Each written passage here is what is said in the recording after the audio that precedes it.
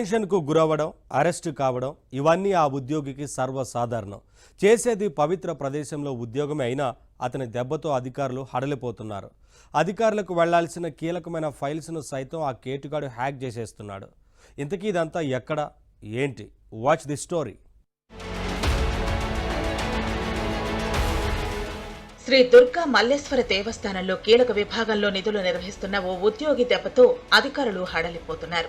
దేవస్థానానికి సంబంధించిన అన్ని విభాగాల ఆన్లైన్ ఫైల్స్ సదరు ఉద్యోగి తన సిస్టంకు అనుసంధానం చేసుకున్నాడు. ఏఈఓ, సూపరింటెండెంట్ నుంచి ఈఓకు వెళ్లాల్సిన కీలకమైన ఫైల్స్ ను సైతం హ్యాక్ చేస్తున్నాడు.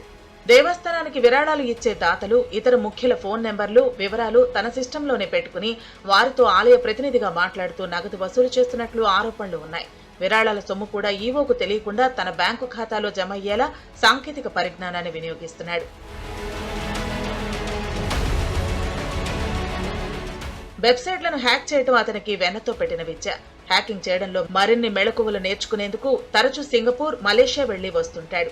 విదేశీ హ్యాకర్లు సైతం ఇతని వద్దకు వచ్చి వెళుతుంటారన్న ఆరోపణలు ఉన్నాయి. గతంలో టెండర్ల సమాచారం హ్యాక్ చేసి కాంట్రాక్టర్లతో పెద్ద ఎత్తున బేరసారాలు నడిపేశాడు ఈ హ్యాకర్ కింగ్. ఇటీవల ఆలయ ఈవో డిజిటల్ సిగ్నేచర్ ను హ్యాక్ చేసి పలు అవకతవకలకు పాల్పడ్డాడు. ఇది గుర్తించిన ఆలయ ఈవో కె రామచంద్ర మోహన్ సదరు ఉద్యోగిపై సస్పెన్షన్ వేటు వేశారు. ఆ తర్వాత సదరు ఉద్యోగి తన పలుకుబడితో మళ్లీ విధుల్లో చేరాడు. ఈసారి ఏకంగా ఈ ఫైల్స్, ఈ నోటిఫికేషన్స్ ను హ్యాక్ చేసి డేటా చౌర్యానికి పాల్పడ్డాడు. దీంతో అతనిపై అధికారులు నిఘా పెంచారు. ఎవరెవరితో హ్యాకింగ్ కింగ్ లావాదేవీలు నడిపాడన్న దానిపై కూడా అధికారులు లోతుగా ఆరా తీస్తున్నారు.